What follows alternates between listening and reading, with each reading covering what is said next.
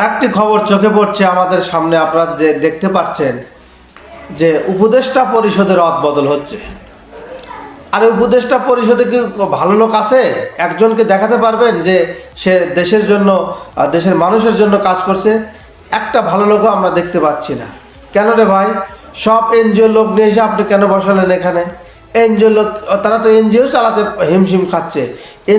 NGO আর রাষ্ট্র তো হিমশিম, এনজিও আর রাষ্ট্র তো এক জিনিস না। এনজিও মার্কার লোক নিয়ে এসে আপনি রাষ্ট্রের দায়িত্ব দিচ্ছেন। এক একজনের 2টা করে 3টা করে মন্ত্রণালয়ের দায়িত্ব দিয়েছেন। তারা কি এই রাষ্ট্র চালাতে পারে? আশ্চর্য ব্যাপার।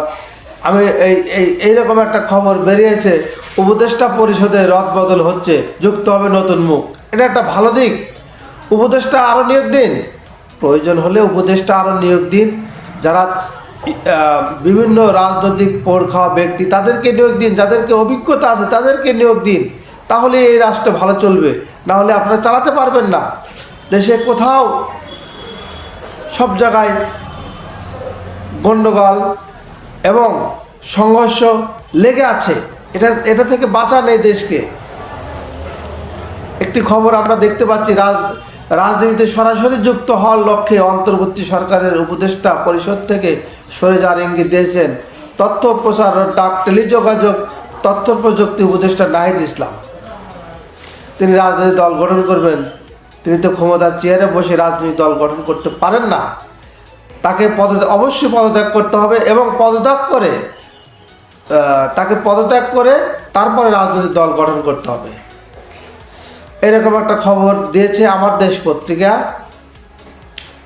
নাহিদ ইসলামের পদত্যাগ সূত্র ধরে ডক্টর মোহাম্মদ ইউনূসের নেতৃত্বাধীন উপদেষ্টা পরিষদের রদবদলে আভাস পাওয়া যাচ্ছে। এই ক্ষেত্রে পরিষদের পরিসর বাড়ানোর সম্ভাবনা রয়েছে। এটা একটা ভালো উদ্যোগ।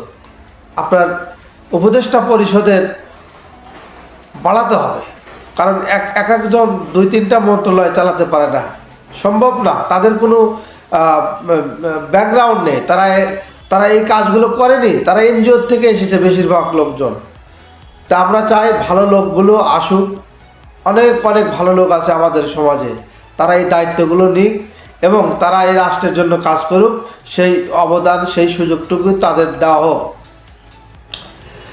পদক্ষেপ নিলেও সরকার অনেক কাজে গতিহীনতার অভিযোগ রয়েছে। সরকার নানান তৎপরতার বিপরীতে পদে পদে প্রতিবন্ধকতা রয়েছে বলে অনেকে মনে করেন। এই জন্য একজন উপদেষ্টা 2-3টা মন্ত্রণালয়ের দায়িত্ব পালনের প্রসঙ্গও তোলা হয়। চিন্তা করেন, একটা